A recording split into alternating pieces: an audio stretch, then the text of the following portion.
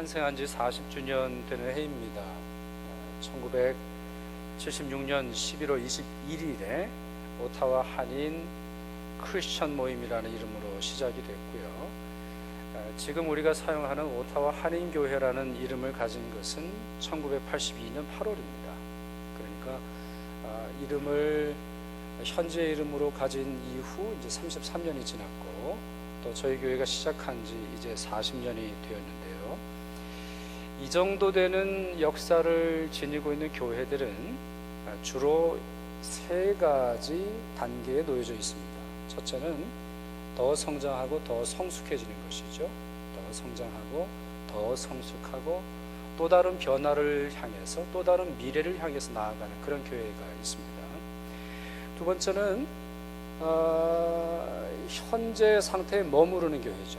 답보하는, 더 이상 성장하지 않고, 또 성장이야 그렇다 치더라도 더 이상 성숙해지지 않는, 뭘 해도 교인들의 마음속에 불이 지펴지지 않고, 무엇을 해도 교인들의 마음속에 뜨거운 하나님에 대한 신앙이 다시 타오르지 않는 그러한 교회들이 있습니다.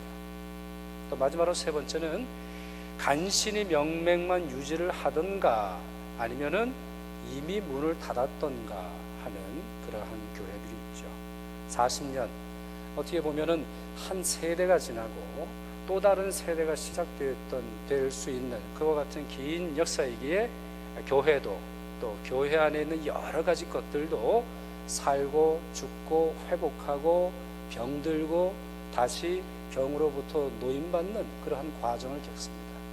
사람만 40년의 역사 속에서 이것저것 겪는 것이 아닙니다.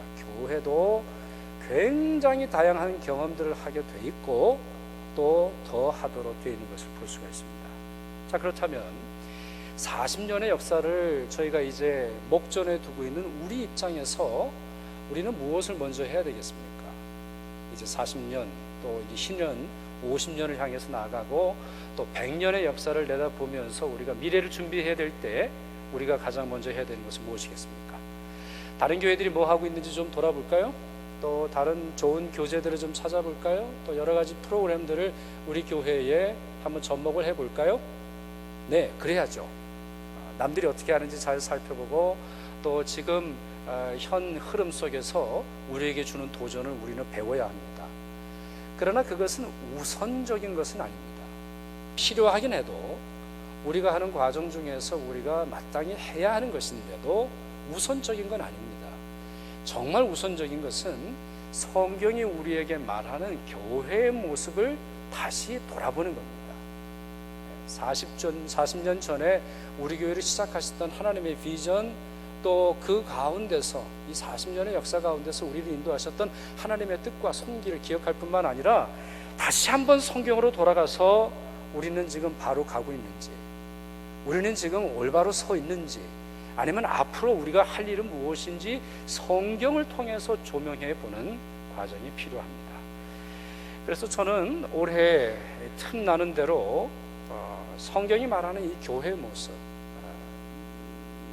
우리 구약 성경에는 교회라는 말이 나오진 않으니까 하나님의 백성, 하나님의 공동체를 포함해서 신약과 구약에 나타나는 우리가 본받아야 하는, 우리에게 과제를 주고 우리에게 가르침을 주는 그런 교회들의 모습을 살펴보려고 합니다. 그 중에서 참 많은 교회들이 있잖아요.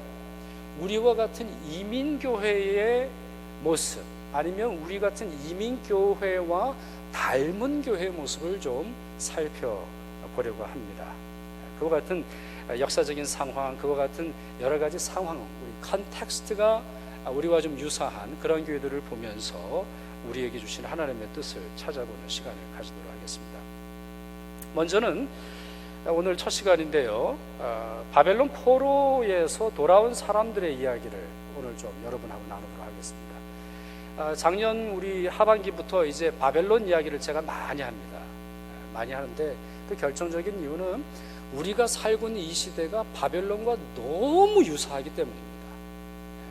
창세기에서 나오는 바벨론, 그리고 포로들이 끌려갔던 바벨론, 요한계시록에서 나오는 바벨론, 각 시대들마다 바벨론으로 문제가 됐을 뿐만 아니라 지금 시대도 역시 이 바벨론으로 문제가 되는데, 이 바벨론에 있었던 사람들의 이야기를 여러분하고 좀 많이 나누고 있습니다. 자, 이들의 이야기가 주로 기록된 책들이 있죠. 구약 성경이 우리 후반부, 에스라, 느헤미야, 에스더, 다니엘, 또 에스겔, 또 여러 소선지서들이 이때의 일들을 기록해 놓은 성경이라고 볼 수 있습니다. 이 이야기는 대부분 이민 2세, 이민 3세 이야기입니다. 이민 2세, 이민 3세 이야기예요. 다니엘서를 펼쳐보면 이민 2세 이야기가 나오는 거예요. 우리의 컨텍스트 속에서 우리의 용어로 말하면 다니엘은 이민 2세예요. 바벨론으로 끌려가기는 했지만 거기서 조기 유학받은 학생이라고 볼 수 있어요. 그러니까 이 바벨론 포로 시기, 바벨론 포로가 끝난 이후의 시대는 이민 2세와 3세를 통하여서 하나님이 어떻게 이스라엘을 회복시키고 열방을 회복시키고 메시아를 준비하게 하는 과정, 이것을 보여주고 있어요. 여러분, 이 구약 성경 후반부에 나오는 이 성경의 메시지는 굉장히 우리를 흥분하게 합니다. 하나님이 새 일을 이루게 하시잖아요. 이제 이 역사가 지나고 이 시기가 지나고 예수 그리스도께서 오시잖아요. 마찬가지로 우리가 이 성경들을 읽을 때마다 우리의 2세를 하나님 사용해 주십시오. 우리의 3세를, 우리의 자녀들을, 우리의 다음 세대를 통하여서 하나님이 어떤 일을 이루실지 소망하는 마음으로 읽어야 됩니다. 계속되는 설교 속에서 여러분들이 그러실 수 있으리라고 보고, 자, 이들의 이야기를 먼저 오늘 보려고 하는데, 오늘 우리가 읽은 이 에스라 3장은 바벨론 포로로 끌려갔다가 거기서 태어난 사람의 자녀들 등등 2세, 3세, 4세까지 될 수도 있겠는데, 그들이 이스라엘에 돌아온 다음의 이야기입니다. 이제 이들이 돌아왔는데 에스라 2장을 읽어보면 42,360명이 돌아왔어요. 많이 돌아왔죠? 많이 돌아왔어요. 그러니까 옛날 우리가 일제시대 때 일본으로 갔다가 다시 돌아왔거나 아니면 하와이로 갔거나 다시 돌아왔거나 그렇게 여러분 상상하시면 되겠는데, 대개는 남자의 수만 세니까 한 10만 명, 15만 명 그 이상이 돌아왔다, 이렇게 볼 수가 있습니다. 이들은 아무것도 가진 것이 없었어요. 이들은 초기 정착민이었는데 당시에는 성전이 없었고 성벽이 다 허물어졌고요.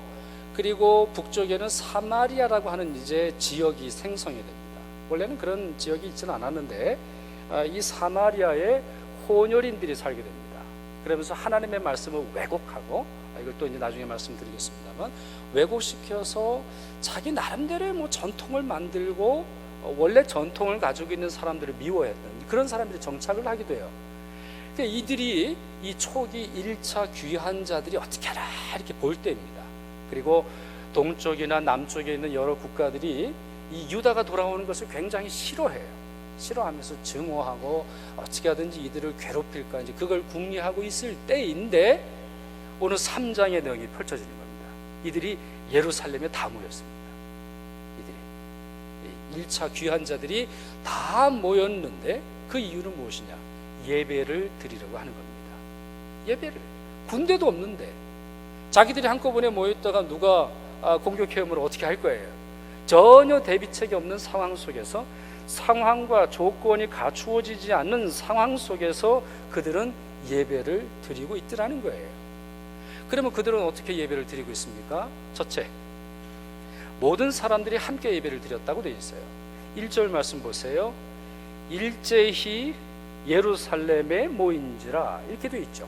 일제히 예루살렘에 모였다, 이렇게 되어 있는데, ESV 영어 성경을 보니까 The people gathered as one man to Jerusalem, 이렇게 되어 있어요. As one man. 우리말로 번역하면 뭐죠? 한 사람처럼, 한 사람인 것처럼 모였어요. 그러니까 이들이 아주, 저는 두 가지로 해석할 수 있다 이런 생각이 드는데, 하나는 그냥 그 현상 자체를 의미하는 거예요. 여러분, 예루살렘은 폐허였어요. 성전도 불타거나 붕괴된 채로 있었고, 그러니까 10만 명, 15만 명 이상 되는 사람이 모였으니까 그 어떤 모습이냐면, 펭귄 여러분 아시죠? 평일에 날씨 추우면 어떻게 모입니까? 아주 닥치닥치 모이거든요. 이렇게 서로 추위를 좀 피하려고 아주 그냥 빽빽하게 모여 있는 거예요. 두 번째는 영적인 의미인데, 그들이 뭐 숫자가 어떻든 장소가 어떻든 그들은 하나님으로 하나가 되었어요. 성령께서 주시는 한 마음 한 몸이 된 것처럼 느껴질 정도로 그들은 모두가 한 사람인 것처럼 예배를 드리기 시작했다라고 하는 거죠. 무엇을 말합니까? 그들이 예배 공동체임을 선언하고 있는 거죠. 우리는 예배 공동체라는 거예요. 그들은 1차 귀환에서 그 땅에 정착하고 7개월이 지난 다음에 예배를 드렸는데, 그 예배를 기록했던 오늘 본문은 함께 예배를 드렸다, 이것을 말하고 있습니다. 두 번째는요, 이들은 갖춘 것이 별로 없었어요. 이들의 예배는 굉장히 빈약했어요. 이 내용 보시면은 성전 건물이 없었던 건 너무 당연하고요. 뭐 그건 에스라서를 이제 통해서 보면 더 명료하게 드러나겠습니다. 시간이 없어서 다 보지는 않겠고요. 성전 건물이 없었고, 제사를 드리려면 당시에는 동물 제사를 드렸거든요. 동물을 불에 태우거나 아니면 동물을 잡아서 하나님께 올려드리는 제사를 드렸단 말이에요. 그러면 그거를 제사를 드리는 도구가 있어야 되잖아요. 단도 없었거든요. 오늘 본문에 보면 단이 없으니까 단을 만들었어요. 아니, 단도 없어요. 단도. 또 물두멍이라고 해서 이제 제사장이 손을 씻어야 됩니다. 이 손을 씻는 건 굉장히 중요한 건데 물두멍도 없어요. 분향단이 꼭 있어야 되거든요. 레위기서라든가 구약을 보면 분향단, 향을 피워요. 향을 이렇게 피워서 하나님께 우리의 기도가 올라가는 것처럼 상징적으로 해요. 뭐 그것도 없었어요. 뭐 있는 게 별로 없어요. 없어요. 그러니 그들은 진정한 예배를 드리고 있죠. 나중에 에스라가 귀환할 때, 오늘 본문에 에스라 3장이지만 아직 에스라는 이때 오질 않았어요. 에스라는 2차 귀환 때 와요. 그때 이제 이런 집기들을 가져오는 거예요. 이런 집기들, 이런 제사에 필요한 여러 도구들을 가져와요. 1차 귀환자들의 예배는 굉장히 수박했어요. 아주 수박했어요. 꼭 뭐 하고 갔냐면 그들의 조상이었던 야곱이 밧단 아람으로 도망칠 때에 돌멩이 하나 세우고 예배를 드렸거든요. 돌멩이 하나 세우고. 아니, 돌멩이가 그게 뭐라고 그거를 세워서 예배를 드립니까? 그러니까 자기 가진 전부죠. 자기가 돌베개 베고 잤거든요. 그러니까 자기가 의지할 유일한 그것을 하나님께 이제 드린 것이죠. 소박했지만 그렇기 때문에 온 마음으로 드린 예배가 이 1차 귀환자들의 예배예요. 다시 말씀드려요. 이민자들의 2세, 이민자들의 3세 예배였다는 거죠. 세 번째는 율법을 따랐어요. 오늘 본문 2절에 보면 이런 말씀이 나오는데, 하나님의 사람 모세의 율법에 기록한 대로,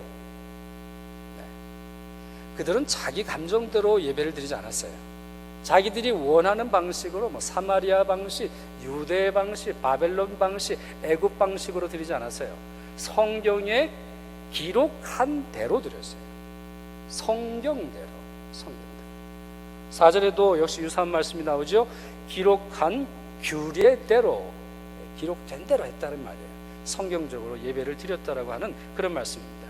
그래서 그들은 번제를 드렸고, 번제를 아침 드렸고 저녁 때로 드렸고, 이때가 초막절이었는데 이 절기마다 매일마다 그와 같은 예배를 드렸어요. 번제, 여러분 어떤 제사죠? 번제는 어떤 제사예요? 동물 전체를 드리는 거거든요. 근데 이거는 과정이 있어요. 이 동물 전체를 드릴 때 이 내장에 있는 뭐 조금 이 더러운 것들을 이제 그걸 빼내고 몸 전체를 다 태워드리는 거예요. 근데 그냥 태워드리는 게 아니라 껍질을 벗기고 각을 떠요. 그러니까 그 고기를 이렇게 하나하나 이제 잘라내면서 그걸 드리는 거예요. 그리고 그걸 전부를 드리니까 얼마나 예배가 길겠어요. 예배가 길었다니까요. 예배가 길었고, 이제 네 번째 또 말씀을 드리겠습니다만, 그들에게는 두려움이 있었음에도 불구하고 그들은 가장 긴 제사의 방식을 선택하고 있어요. 네 번째, 두려움 중에 예배를 드렸어요. 두려움 중에 두려움을 극복하고 예배를 드린 게 아니에요. 두려우니까 예배를 드렸어요. 3절 말씀 같이 읽습니다. 우리가 모든 나라 백성을 두려워하여 제단을 그 터에 세우고 그 위에서 아침 저녁으로 여호와께 번제를 드리며, 자, 아침 저녁마다 번제를 드렸다 설명을 드렸죠. 이것은 기록한 대로, 성경대로, 가르침대로 하려고 했다라고 하는 그런 말씀이고, 그럼 이렇게 했던 이유가 뭐예요? 무리가 모든 나라 백성을 두려워했기 때문이라는 거예요. 이건 참 우리 낯설죠? 두려우면은 짧은 예배를 드리면 좋지 않을까요? 걱정되는데, 걱정이 있는데 예배를 어떻게 길게 드릴 수 있겠어요? 네? 언제 그거 고기 불타는 거 그거 보겠어요? 그냥 뭐 조금 잘라가지고 뭐 스테이크 굽는 정도로 빨리빨리 하면 어떻겠어요? 두려운데, 염려가 있는데, 걱정이 되는데 한가하게 예배를 드릴 수 있겠냐 이 말이에요. 요즘 분들은 그렇게 생각하실 수 있겠지만 이분들은 그렇지 않아요. 그들은 두려웠기 때문에 번제를 드렸고 말씀대로 예배를 드리고 있더라는 거예요. 두려움을 내쫓는 것이 세상이 주는 힘이 아니라 예배라고 하는 것을 선언하고 있는 거죠. 예배 중에 임하시는 하나님의 은혜와 역사하심을 그들은 기대하면서 주님이 가르쳐 주신 예배의 방식대로 드리고 있었어요. 그래서 영어 성경을 보면 이 앞에 나오는 이 문구에 for, because 이렇게 되어 있어요. 다시 말씀드려서 무리가 모든 나라 백성을 두려워하였기 때문에 제단을 그 터에 세우고 번제를 드렸더라 말씀이 이렇게 된다라는 거죠. 여러분, 한국에 작년에 전염병이 돌았잖아요. 아주 심했다 그래요. 그래서 전염병 걸린 사람도 격리되고 전염병 걸린 사람하고 만난 사람도 격리가 됐잖아요. 그래서 저희는 여기서 기사밖에 못 봤습니다만 어떤 분은 자기가 병이 있는데도 불구하고 몰랐겠죠. 그런데 아파트먼트 이 건설하는 거, 뉴 아파트먼트 이 컨스트럭션 하는 그 설명회에 갔다 그러죠. 그래가지고 역추적을 또 하는 거예요. 거기서 만난 사람, 거기 온 사람, 그게 다 조사를 하는 거예요. 그리고는 이분들이 다니는 곳을 폐쇄했어요. 그랬잖아요. 여러분 기억나시죠? 워낙 이 전염성이 강하니까 이게 폐쇄했어요. 슈퍼마켓, 병원까지도 문을 닫았으니까. 근데 사실 안 다닌 게 아니라 그러네요. 사실 병이 있었지만 다닐 거 다니고 슈퍼마켓 가야 되고 여러 군데를 갔어요. 밝혀지지 않았을 뿐이지. 근데 아주 흥미로운 사실은, 또 좀 부끄럽기도 한 사실은, 교회는 문 닫은 데가 없어요. 교회는 문 닫은 데가 없다니까요. 내가 병이 있는데 1차적으로 가지 않는 곳이 교회였다 이 말이에요. 병이 있으니 교회에 와야죠.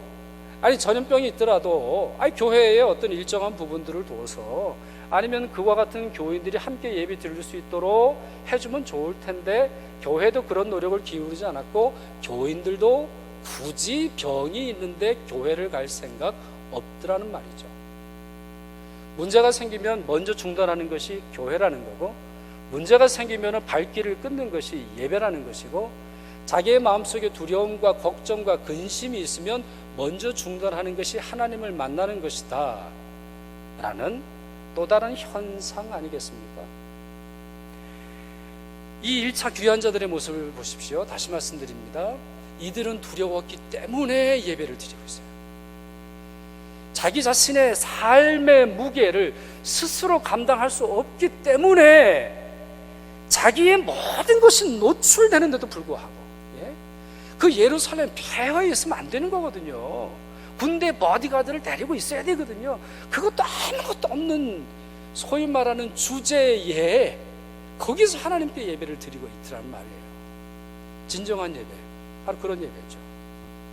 5번째, 그들은 헌금을 드렸다고 되어 있어요. 그들은 예물을 드렸어요. 그들은 가지고 있는 것이 없었지만 예물을 드렸고, 그와 같은 예물을 통하여서 성전 짓는 것을 시작하고 있어요. 성전 짓는 것을 시작하고 있어요. 그들은 예배를 드렸을 뿐만 아니라 자신들의 최소한의 의무만을 생각했던 것이 아니라, 예배 한번 드렸으니까 우리 이제 할 일 다 했다 이러고 돌아간 것이 아니라 자신들의 예배가 계속되는 것이 무엇이겠느냐 묻고 성전이 필요하다를 생각하며 헌금을 드렸다라는 말이죠. 본문에 보면 거기에 대한 조건이 없어요. 여러분 읽어보세요. 조건이 있나? 무슨 조건? 하나님께 드리면 하나님이 너희 복 주실 거야. 너희가 헌금 많이 하면 하나님이 또 너희 복 많이 주실 거야. 아니면은 뭐 성전이 지어지면 너희 자손들이 뭐 어떻게 될 거야. 뭐 그런 조건이 있질 않아요. 물론 없었던 것은 아니에요. 우리 예레미야서라든가 다른 선지서를 읽어보면 그와 같은 소망이 이들에게 있었던 것은 분명하고, 성전을 건설하는 것은 하나님의 뜻인 것은 분명해요. 그러나 이들은 그것을 조건으로 굴지 않고, 그리고 자기들이 그 성전에서 예배를 드릴 수 있을지 없을지 확인되지 않았음에도 불구하고 그 일을 시작하고 있어요. 그들은 예배를 드린 중요한 목적을 분명히 하고 있어요. 하나님께 뭔가 얻어내려 함이 아니라 하나님께 드리려 함이었습니다. 또 이들에게서 보여주는 소중한 것은요, 이것은 에스라 오늘 본문뿐만 아니라 나중에 2차 귀환자들, 나중에 성전이 건설된 다음에도 우리를 굉장히 놀라게 합니다. 무슨 말인가 하면, 이제 이 성전이 다시 재건이 돼요. 이 성전이 다시 이제 건물이 이제 재건이 되는데, 성경에서는 그 성전을 묘사하는 구절이 나와 있잖아요. 구절이 없어요.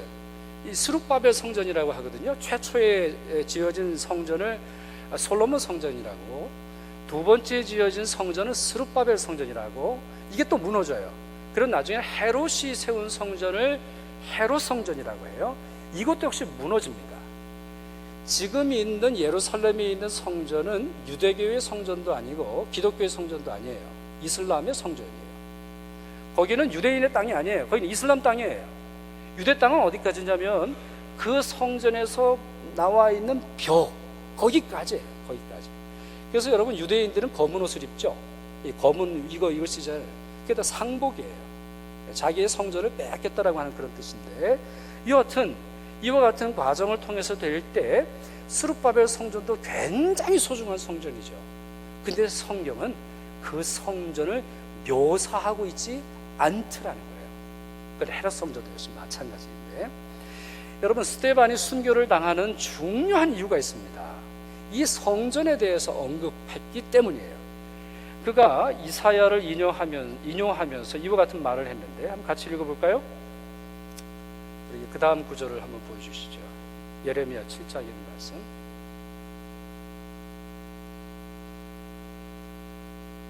사도행전 7장, 죄송합니다. 사도행전 7장에 있는 말씀 제가 읽겠습니다. 지극히 높으신 이는 손으로 지은 곳에 계시지 아니하시나니. 자, 지극히 높으신 이는 누구세요? 하나님이세요. 손으로 지은 곳은 뭘 의미해요? 성전을 말해요. 당시에는 헤롯 성전을 말합니다. 선지자가 말한 바와 같이, 여기 선지자는 누구예요? 이사야 선지자예요. 그러니까 에스라서보다 훨씬 이전 사람이에요.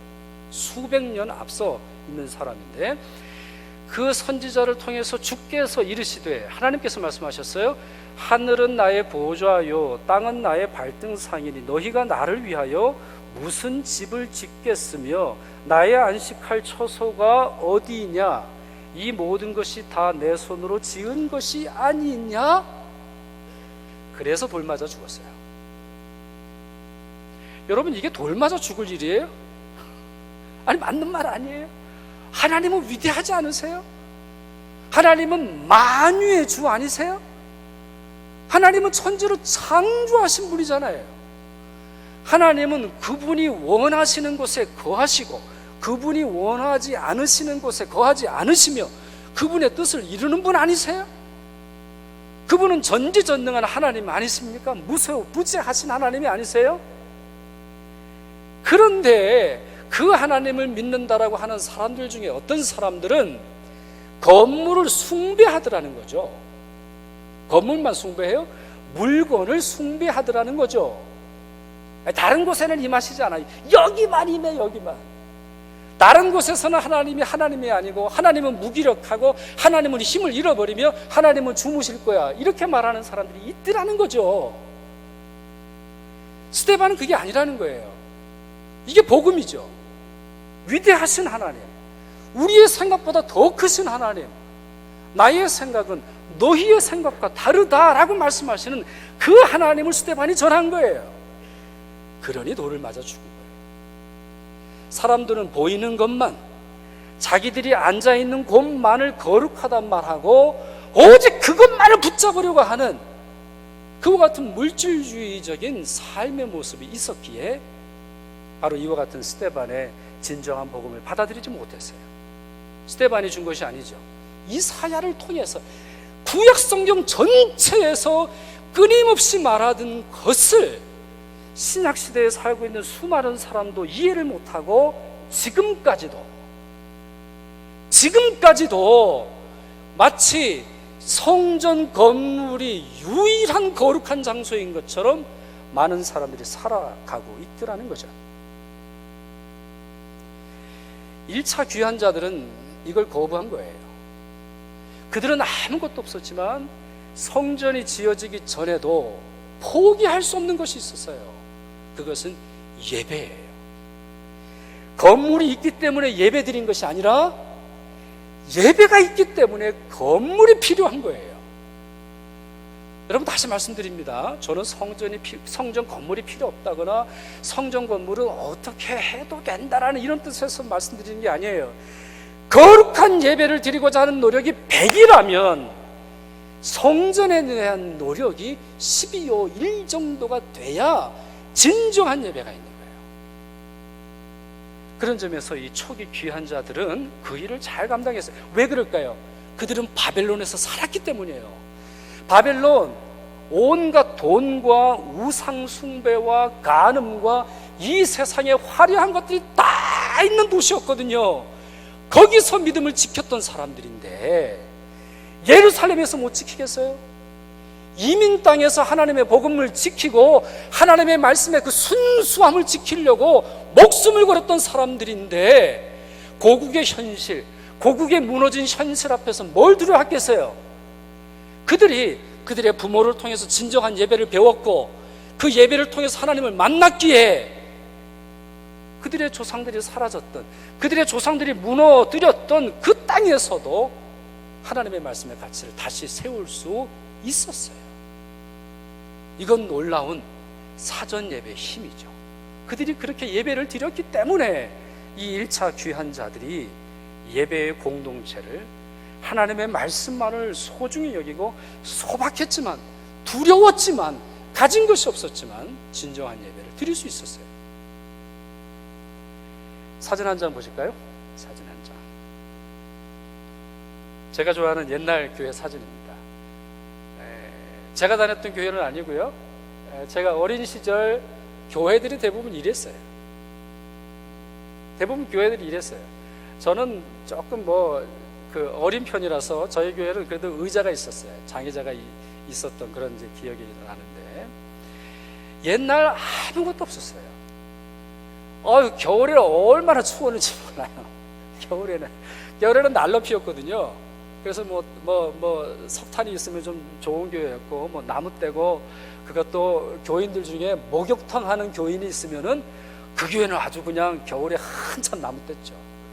나무 귀했다니까요. 나무 귀하고, 난로 근처에 있는 장로님 권사님들은 그냥 너무 따뜻하니까 주무시고, 저기 뒤에 있는 애들은 추워가지고 이제 바짝 정신 차리고 예배 드리고, 왜 목사님 설교 안 끝나나? 끝으로 이래놓고 왜 또 끝으로 이랬는지 그 기억이 납니다. 사진 보시면 이 엄마 뭘 이렇게 열심히 기도하는지 모르겠어요. 그죠? 애 포대기 없고 또 우리 큰애로 보이는데 큰애 앞에서 그냥 저러고 있는데 저기는 교육관도 없네요. 애들 어디 그냥 보낼 만한 데도 없네요. 데이케어 없네요. 우리는 데이케어 없으면 또 교회 안 오죠. 근데 저 엄마 보시면 머리 이제 쪽지고 그 앞에 놓여지는 게 그 성경책 찬송가예요. 여러분, 요즘에는 지퍼 달린 거 가죽으로 그냥 얼마나 좋아요. 냄새도 가죽 냄새 그냥 화려하고 뭐 색깔도 이쁘고, 옛날에 이런 게 어디 있었어요. 옛날에 집에 그냥 성교체 하나였다고요. 저도 중학교 때 초등학교 국민학교 졸업하고 나서 이 파란색으로 된 기드원 협회에서 나오는 신약 성경과 시편 합쳐진 그 성경책 받았어요. 그거밖에 없었어요. 성가들은요, 피아노 피아노 있는 교회는 부자 교회였다니까요. 저는 모교회가 서울에 별로 뭐 잘 살지 못하는 상가 2층 교회였는데 피아노 없었다니까요. 성가대원들의 이슈가 뭐냐면, 어디서 반지 끼고 오면, 우리 자매가 반지 하나 사고 오면 그게 이슈였다니까요. 그게 없었어요. 피스가 어디 있었어요. 다 외워서 했지. 근데 요즘에는 피스가 없으면 노래를 못 부르잖아요. 요즘에 이거 없으면 여러분 뭐 부를 찬양이 있어요. 요즘에 우리 전기 꺼지면 뭘 어떻게 해야 될지 몰라. 없었어요. 옛날에 없었어요. 진짜 없었어요. 얼마나 추웠는지 몰라요. 저희 교회도 기름 난로를 샀는데, 그게 이제 주일마다 떼잖아요. 근데 그게 또 얼어요. 주중에는 그거를 안 떼니까. 그러면 이제 사찰집사님이 그 녹이느라 뜨거운 물하고 이제 그랬었던 시절이 있었어요. 이 엄마는 성경책 하나, 찬송가 있으면서 하나님께 얼마나 절실하게 매달렸을까요? 예? 없으니까. 애 하나 어디 내려놓을 만한 곳이 없으니까. 애 하나 어디 맡겨놓고 속 시원하게 소리도 못 지르니까. 옛날 어른들 얼마나 힘들게 예배드리는지 몰라요. 저는 이 세대는 아니에요. 이 세대 이제 다음 세대인데, 제가 경험한 거는 삼각산에 있는 기도원이에요. 저는 미랄 기도원이라는 데를 참 자주 다녔는데, 거기서 이제 밤새 이제 기도를 하죠, 겨울에. 그리고 이제 아침이 되면 내려가요. 그러면은 참 은혜로운 게 있어요. 바닥에 성도들이 흘렸던 눈물이 얼마나 많은지 몰라요. 뚝뚝 떨어졌어요. 집에 가봐야 뭐 하겠어요. 집에 가봐요. 여기서부터는 이제 우리 통역 없는, 원고가 없는 얘기인데, 옛날에는요, 여러분 연탄가스 마셔본 분 계신지 모르겠는데, 제가 초등학교 때만 해도 연탄가스 때문에 김치국 마신 애가 한둘이 아니었다고. 그래, 잘 사는 집이면 뭘 했죠? 연탄 그 보일러 위에 그 팬 다른 거, 이게 부잣집이었어요. 예? 저희 집이 연탄 장사해서 좀 알아요. 이거 달면은 행복했다니까요. 이거 달면 따뜻한 물이 어디 있어요. 그냥 거기서 따뜻한 물 한 바가지면은 온 가족이 샤워를 다 했는데, 뭐가 부족합니까? 뭐가 부족해요? 뭐가 부족하지 않기에 예배가 뒷전에 밀려난 겁니까? 뭐가 모자라서 하나님의 은혜를 뒤로 미루는 겁니까? 뭐가 모자라서 예배를 새롭게 해야 될 때, 정말 예배를 통해서 하나님을 만나야 할 때 우리는 무엇하고 있는 건가요? 이 1차 귀한 자들의 예배, 이 귀한 자들의 예배를 보면 저는 우리 한국, 우리 어르신들의 예배의 모습이 얼마나 떠오르고, 우리가 다시 회복하고 닮아야 하는 모습임을 다시 깨닫게 됩니다. 저희 교회가 축하할 일 있죠. 작년 10월에 저희 교회 건물에 대한 모기지를 다 갚았어요. 참 감사할 노릇이에요. 우리에게 이런 좋은 성전을 주시고 또 이렇게 아름답게 예배를 드릴 수 있는 것은 우리에게 큰 축복이고 하나님의 은총입니다. 그럼 어떻게 해야 되겠어요? 이제부터 잘해야 돼요. 이제부터. 성전 다 주셨고 성전 갚게 해주셨는데 빈자리가 있으면 우리는 참 부끄러운 노릇이에요. 우리에게 재정이 남는데 그거 가지고 펑펑 쓰면 더 부끄러운 노릇이에요. 이와 같은 성전이 없는 것을 우리 도와야 되지 않겠어요? 아니면은 여러분, 우리 지하에서 우리 아이들이 지하 예배실을 뭐라고 부르냐면 카타콤이라고 불러요. 카타콤이 뭐냐면 옛날 로마 박해를 받던 교회가 지하에 숨어가지고 간신히 그 예배 드렸던 곳이 카타콤이거든요. 예? 카타콤이래, 애들이. 여러분 60년대, 50년대, 70년대, 80년대 신앙생활 하신 분들은 그것도 감사해라 이러시겠지만, 우리가 드리는 예배실하고는 너무 차이가 나지 않아요? 여러분 1세 여러분들에게 참 말씀드립니다. 여러분들이 편하지만 우리 2세들이 예배를 드리는 공간이 제대로 돼 있는 거예요? 여러분 스스로 한번 생각을 해보세요. 뭐 세상하고 비교할 건 없어요. 세상은 우리보다 훨씬 앞서가니까. 그러나 아이들이 환경 문제로 인해서 정말 하나님을 만나야 하는데 그 공간의 문제로 못 드리고 있는지 없는지 우리가 한번 돌아봐야 되지 않겠어요? 그런 점에서 하나님께서 우리에게 성전을 주셨고 몰기지를 다 갚게 하신 것은 새로운 과제를 향해서 나아가게 하시는 하나님의 뜻이라고 믿습니다. 여러분, 올 한 해 진정한 예배를 드리세요. 여러분이 가지고 있는 것으로 발목 잡히지 마세요. 없는 것으로 인해서 시험당하는 경우는 없어요.